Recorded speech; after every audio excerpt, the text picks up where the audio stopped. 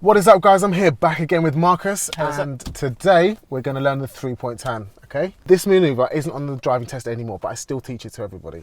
Because if you go down a road and it's blocked off, let's say by a big vehicle unloading, and you don't know how to turn your vehicle around, what are you going to do? Yeah. Yeah, okay, cool. Or you might accidentally turn left down a no-through road, didn't see the sign, and you need to turn your vehicle around to come back again and take the correct road. So it's really essential that you know how to do a 3-point turn. Cool, okay. So let's learn it today. Yeah, let's do it.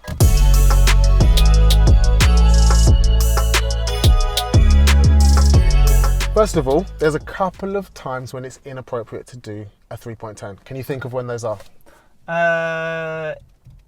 If the road is too small.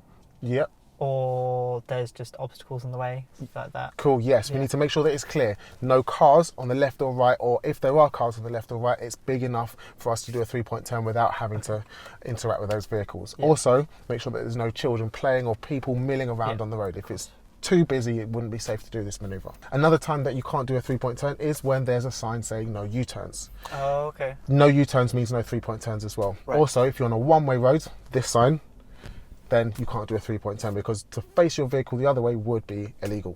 Right, so when you're doing a 3-point turn, it's important to understand about camber. Yeah. Camber is when the road is slightly higher in the middle than at the sides, a bit of a hill. Okay, yeah. Helps with drainage. Some roads have a lot more camber than others. Some roads are quite flat. Some roads like this one are quite rounded. Yeah. You can actually see that VW, the grey one in front, is kind of slanted. It's so much camber. Yeah. So as you set off, you're going to be on a flat bit of road.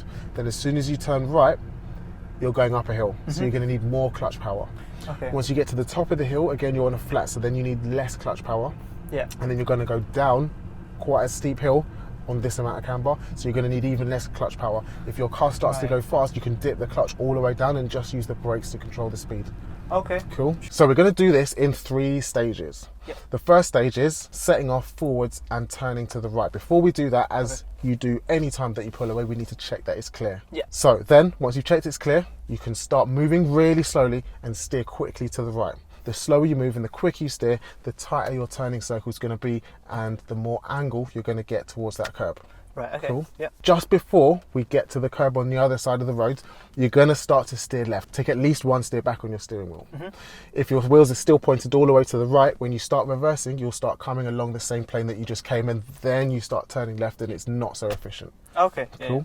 So then, once you're facing the curb on the right, into reverse, what do we do before any reversing? So stop and do the 6-point check. So important. Good. And then we're going to steer briskly to the left and drive backwards nice and slow, keeping up that observation. Make sure that there's nothing behind you while you're reversing. Okay. Cool. And then just before we get to the left curb with the back of our car, you're going to start to steer right, take at least one turn on the wheel to the right, so that again your wheels are starting to point the correct way. And how can you tell when you get to the curb behind you? You can look in your mirror, or you can look over your shoulder. You can see that curb in the corner of your driver window. Sure, yeah. And then forwards, steer right, and exit. Okay, cool. This one's nice and simple. When this was on the driving test, this was the dream manoeuvre. If you get this, laughing. Yeah. Cool? Okay, let's do it. Let's do it. All right, so we're ready to do the 3-point turn now. Yep. We've talked it through, and now let's execute the move.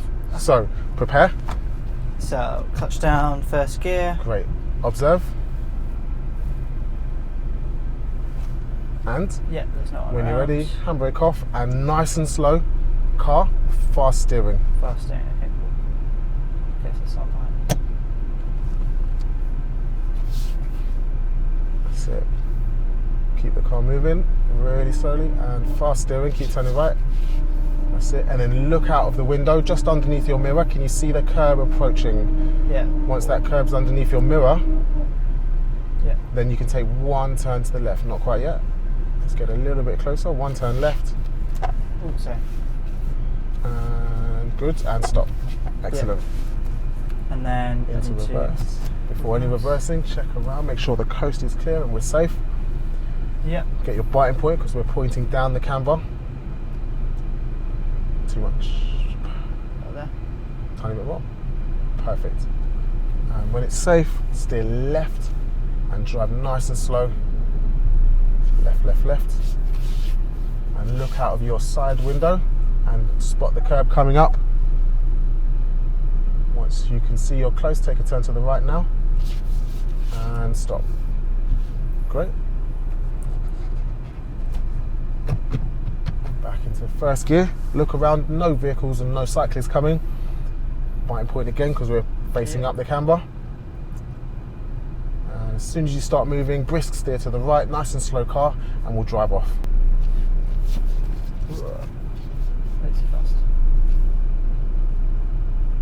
Excellent, good job. Keep going. Sorry. So this time, we're Yep. going to try again. I'm going to help you a little bit less. Try and make sure that the car's moving slowly. Remember, you're never going to have the right amount of clutch, so you have to feather the clutch up and down Sure, okay. to make sure that when you're going up the camber, you've got Yeah. a little bit more power, than when you're going down the camber, you've got a little bit less power. Try not to use the brake and clutch at the same time, because you're basically telling the car to stop and go at the same time. So Right, it's okay. going to be really jerky if you do that. Sure. Just work the clutch and make sure that the clutch is the only Okay. thing making your car move. It'll be so much smoother. Okay, cool. And only use the brake to stop. Okay, I'll try that then. All right. Cool. Okay, let's go again. So clutch down, first gear, check everything. Cool.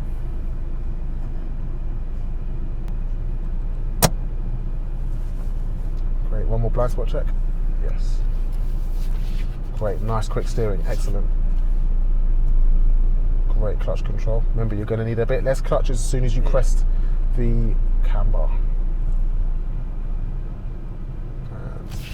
Perfect. Oh, sorry, that was It's really alright, sharp. bit sharp brakes, but we've got a little bit more room to go forward. Let's use all of the room on the road. And a bit more left, and stop. There we go. Now look at outside the window, see Yeah. where the curb is. It's Yeah. actually quite close to you, Yeah. but your front wheel is quite close to you as well. See where your right foot is, just there? Yeah. Just behind your right foot is where the front right wheel is. Right, okay, so I Yeah. can actually, get closer than I think. Cool. Okay, into reverse. So, into reverse. And then just going to check. Left.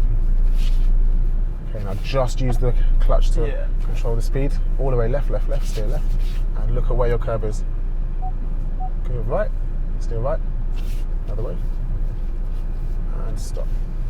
Cool. And then check around and drive off.